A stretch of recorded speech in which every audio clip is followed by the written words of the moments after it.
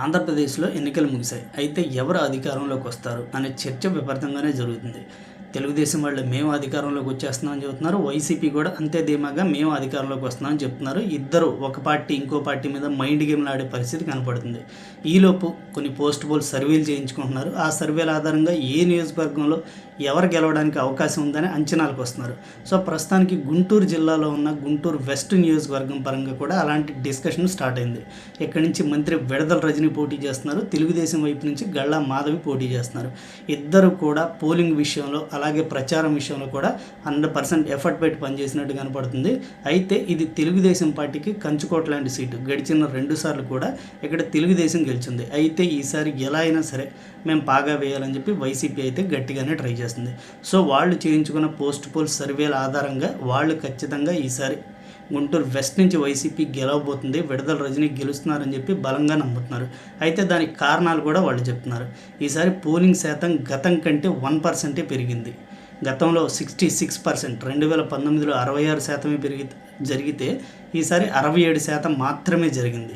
దానికి తోడు మాకు పట్టున్న ప్రాంతాలైనటువంటి అమరావతి రోడ్డు, ఆర్ అగ్రహారం, కోబాల్ట్పేట ఇలాంటి చోట పోలింగ్ పర్సంటేజ్ చాలా ఎక్కువగా పెరిగింది. కాబట్టి ఖచ్చితంగా ఇది మాకు అనుకూలం, మేము ఖచ్చితంగా గెలవబోతున్నాం అని చెప్పి వైసీపీ నమ్ముతుంది.